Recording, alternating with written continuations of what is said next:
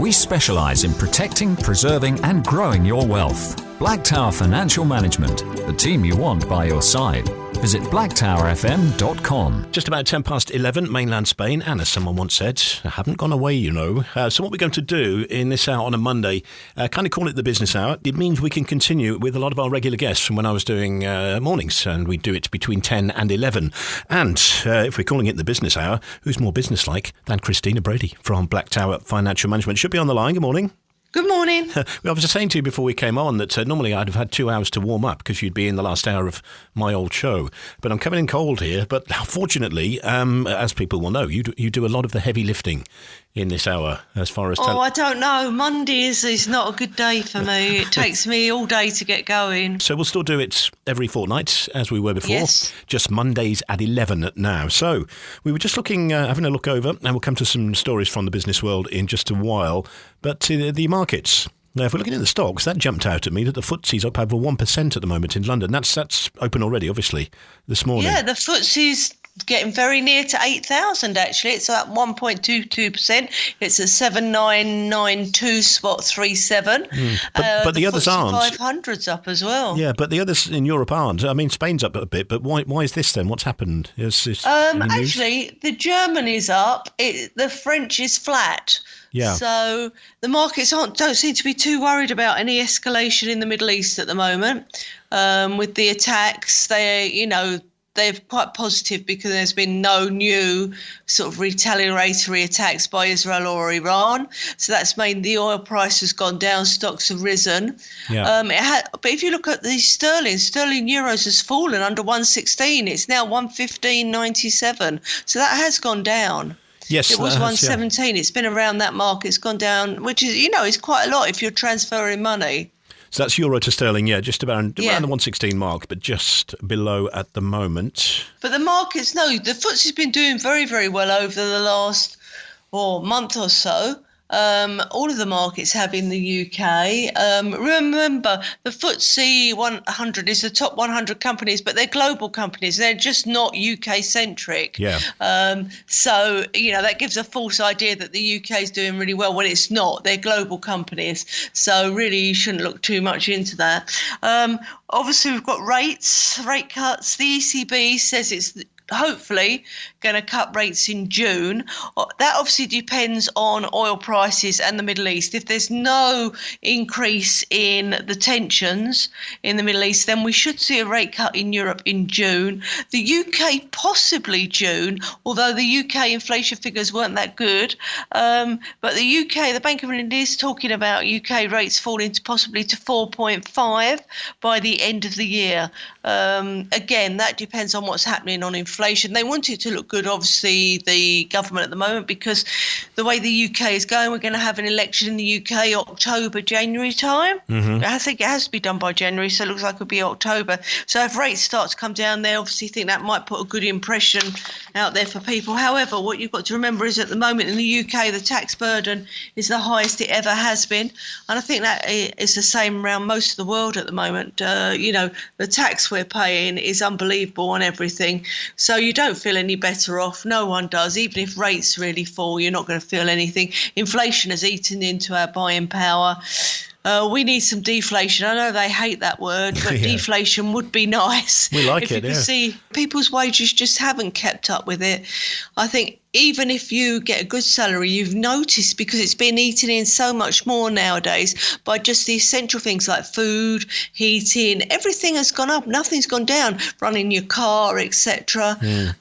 Insurance premiums have gone up. It's just, it's not depressing. If you've got investments, the markets have recovered so much since last year. If you look at the latter end of last year, beginning of this year, most portfolios are now up. Obviously, if you took out investments in 2022, they could have gone down quite a bit, but they are going in the right direction. Most funds are up. The UK is still down.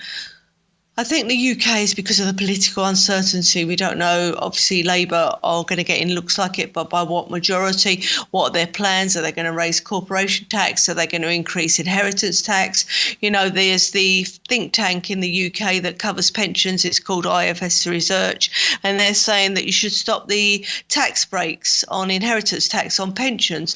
In the UK, if you die before 75, your pension can be passed on tax-free. Over 75, it's subject to income tax on the people receiving it, but that's still quite low. So what they're saying, they should stop that perk.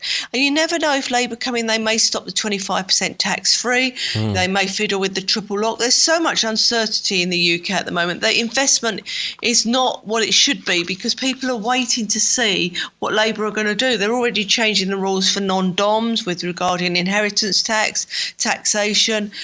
And we always know when Labour comes in, the tax burden usually does increase, and it can't increase that much more. It's at breaking point at the moment. Yep. Okay. So as far as things go so far today, Monday, if you're on a FTSE tracker, it's going in the right direction. Oh, it's nearly there. It's 7,999 now. Yeah. Oh, nice. Nearly. We could hit 8,000.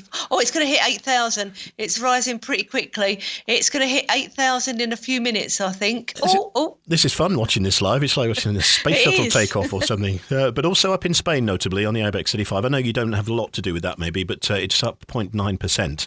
And there are a lot of Spanish stuff. I think there's a lot of tech stuff in there. And Spain quite good with the technology. Yeah, actually, when we have this break, we can actually talk about tech because actually the European top seven, everyone always talks about the American top seven. We need to talk about the European one. We can do that afterwards. We shall return to the FTSE tracking in just a moment here with Christina from Blacktower Financial Management at BayRadio International. So Moody back in Monday mornings for the business hour. It's a bit like Godfather 3 this. Just when I thought I was out, they go and pull me right back in again. But totally worth doing because it means we can keep our regular guests on. Christina Brady from Blacktower Financial Management, who we've been talking to for the last 20 minutes or so. This is the first month that with the pension rise, anyone getting their UK state pension coming this way is 8.5%, wasn't it? The rise that kicked in. Yes. It won't mean to be declared just yet, but it's unlikely that that's the minimum people living here have got coming this way. But how do they do that? They need to declare it in Spain. Yes, any income. If you're a Spanish tax resident, you have to declare any income, any worldwide income in your income tax returns. And obviously in Spain, we do it on a calendar year. So we do it from the 1st of January to the 31st of December. And it has to be declared by the end of June the following year. So this year you're doing it for 2023. And you've got from the 1st of April to the end of June to do your income tax declarations. Also, if you've got private public pensions in the UK that are taxed at source, you have to declare them here. You won't be taxed again because there's a double taxation treaty, but the Spanish do insist that you declare all your income, even if it's not taxable.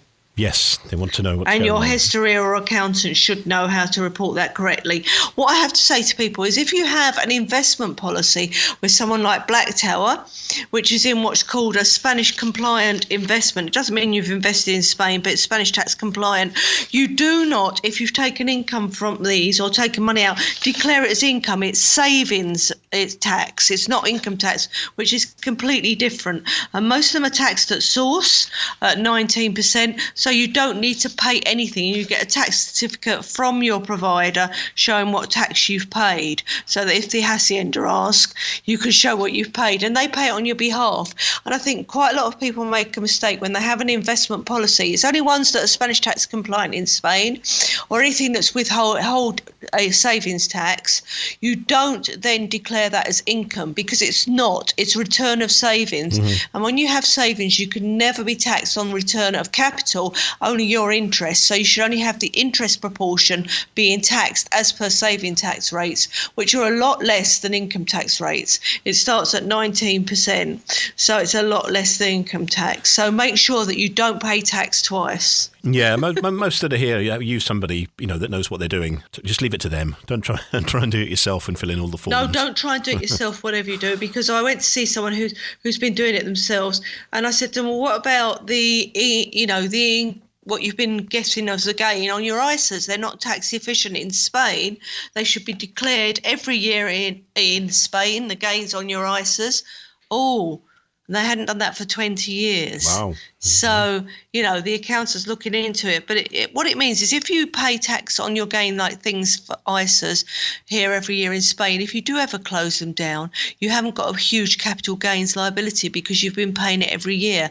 Same with stocks and shares. If you have stocks and shares, if you make a gain, you should declare it each year and pay your tax. And then when you come to sell them, hopefully if they've made money, then you won't have any capital gains tax to pay. So there are pros and cons. If you don't pay tax each year, obviously you get compounded growth, which then makes you earn more money, which is why a Spanish compliant wrapper is important for some people. It takes away the onus of reporting it. It takes away worrying about any tax. It gives you compounded growth. There's pros and cons for each. But just remember, in Spain, income tax returns, this is any income, so that's savings, income from pensions, income from work. Your return needs to be done by June. Okay, so I knew that was a wrapper. I was going to say, is that a wrapper you're talking about? See, I have learned one or two things from over the years from listening to you. Right, let's get on to some tech stuff because there is plenty out there. Was that going to include Tesla by any chance? Oh gosh, yes, Tesla laying off lots of staff. Stock is sliding and it's cutting prices in China, Germany, US, across the globe really. The trouble is people have now done research into EVs. I had a client in the other day and they said, look, we were looking to buy an EV, but we couldn't get our head around the fact that when we came to sell it secondhand, it had no value. And you're paying a huge amount of money. Like normally if you buy a car, if you sell it secondhand, especially in Spain, you can get a very good price. But EVs just don't have a resale value because if there's anything wrong with the battery or any part, it costs more than the car's worth to put it right. Also, people are now looking at what it's doing to the environment, getting the lithium batteries, etc., child labour. Oh my God, there was a video the other day. It made me cry of this little kid. Couldn't be more than about 6 or 7, working in a lithium mine. It was horrific. So yeah, Tesla is having problems. Also, with trucks, they can't get trucks that can stay charged long enough to do the deliveries because the more weight you put on, the less the charge lasts. And as I said before, they've developed so many good, they're developing hydro engines and petrol engines are now cleaner than they ever have been. So we'll have to see what happens with Tesla. But obviously that is a huge shock for people who've been investing in it quite heavily. But we're talking about tech funds. Everyone's been talking about America. There's the Magnificent Seven in America, Microsoft, Amazon, Google, etc. But Europe has got its own Magnificent Seven, and they've actually done better this year than the US ones. US tech has done, the Magnificent Seven is up 12%. In the Europe, it's up 15%. And the biggest company on there is a company called ASML, which is a semiconductor company. Yeah. You've got something called SAP.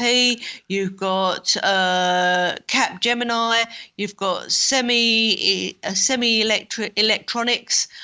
So, there are companies out there that can rival the US, and they're called the European Magnificent Seven. And you don't hear about them because the papers tend to always concentrate on the US. It's seen as the one to be invested in. But there are other things out there, and I think people do need to look at that. If you look at, some of the European equities, they've done very well as well. As I said before, the only one that isn't doing too well is UK, especially, equities, smaller companies, etc. But that's something people need to think about. Also, I was just looking, and this is a quirky story. If anyone likes chocolate, oh my God, there is a severe shortage of cocoa, which means prices are soaring. Last week we saw it. The prices in New York go to a record high of 11,578 for a metric ton. And basically this is due to crop diseases in the two main countries in South America that produce it. So that's severely reduced supply. The price has gone up, and now the governments in those countries are trying to keep the price that high so that farmers get a good amount of money for their crops. So it means that there is a shortage of chocolate. It means the prices, if you have a sweet tooth, are going to go up. So yeah, for us chocoholics, it could be bad news. You could have loads of grumpy women around because at certain times we do need lots of chocolate. Yeah, it's a good reason to try and cut back if you can. But a metric ton of chocolate, I know one or two people could get through that in a year, no problem at all. And it's going to cost them a lot. Honestly, one weakness. Certain times you just have to have chocolate. I have to say, I do have to rush out for an emergency Snickers sometimes here. The place over the road is too convenient. But so that's been a thing for a while. I think the price of cocoa rising, and it's really got to a peak now. So, all the knock-on effects that has. It was like bananas, isn't it? There's a disease that's wiping out quite a lot of banana plants. So that's something to worry about as well, because they become disease resistant. These bugs, I mean, they just, the plants aren't disease resistant. They mutate, and it's just, I think what's happened is we've used too many chemicals on our crops in the past, and they've sort of become not genetically modified. I think some of them have as well, and they just can't cope with the diseases that are coming along. But and it's also worrying, because with these countries that rely on exports of cocoa, obviously they're trying to keep the price up. But say something wipes out their crop completely, that means that country has got no form of income. So we do need to keep track on this, and people do need to intervene to try and stop this happening. And maybe other countries that have got a suitable environment need to start growing cocoa. This is BayRadio International and the Business Hour with Christina Brady this week from Blacktower Financial Management. Moved from Tuesday. We do this every other Monday at this time. And there's exactly the reason why we need to do this live is because, at the moment we're watching all the indices across Europe go up. But the FTSE 100 over the 8,000 mark. That's been exciting this morning following that. 8,009. Sad. That's the most exciting thing on a Monday. Well, it's good news for, you'll have people, as you say, invested in that. So it's all good news for you, I guess, and them. Here's the thing as well. This is a story about Bitcoin halving going on today. Now, I know it's not your area of expertise. No. You dabble with pucker, finances, but I know a little bit about it. They do this. It's like when they cut oil production. So they halve the amount they pay the Bitcoin miners, and it limits the amount of new Bitcoin going into the market. So in theory, it's more scarce. The price should go up. And so it should go up in price. It has in the past. It has gone up a little bit, but they knew it was coming. It happens every 4 years. So, it's factored in, as the same as what often happens with the regular currencies, with the interest rates and that. They know it's coming. So not an awful lot of movement, but I just thought we'd mention that. And you wanted to mention about some figures coming out this week. This is out of the States, right? Thursday from America, we get the first quarter's GDP numbers. So it'd be interesting to see what's happening there. It's been factored into the indices at the moment, markets. But if anything untoward comes out, then we could see either the markets go up or down. That's for Thursday. So just something if you want to keep an eye on it. All right. Well, anyone who needs to get in touch, anything we've mentioned, especially about, as you say, the guy that was filling in his own forms and didn't realise that ISAs aren't tax-friendly in Spain, or they don't apply. If anything you need to get in touch about with you at Blacktower. If you get in contact with us, if you're thinking of moving to Spain, obviously it's best to get in touch before you do move, so we can make sure that everything you have is as tax efficient as possible for when you get here. If you've just moved here, again, come and see us and we can see what we can do. And if you live here, if you need any advice on pensions or investments, please get in touch. We've actually put together a new email address, which I think will be easier to remember. It's CB, a little C for Costa, a little B for Blanca, at blacktowerfm.com. So CB at Blacktower FM, that stands for financialmanagement.com, or you can always call the office, which is 965058212. If you do a Google on, Blacktower, Costa Blanca, it will come up with the office number. Remember, we're not only in Spain, though, we are across Europe, America, UK. So if you have anything you need to be looked at, please get in contact with one of our offices. You can always go to our website, which is blacktowerfm.com, or you can always email studio@bayradio.fm, and they will pass any inquiries on to me. Okay, well, thank you for that today. Thank you for having me. It's been weird on a Monday, but I'm sure I'll get used to it. Apologies for being a bit croaky. I'm literally a bit rusty at this, so we'll soon get into the swing of it. So speak to you in a fortnight's time, all right? Okay, thank you very much indeed. Listening and exceeding expectations for over 31 years. Blacktower Financial Management, the team you want by your side. Visit blacktowerfm.com.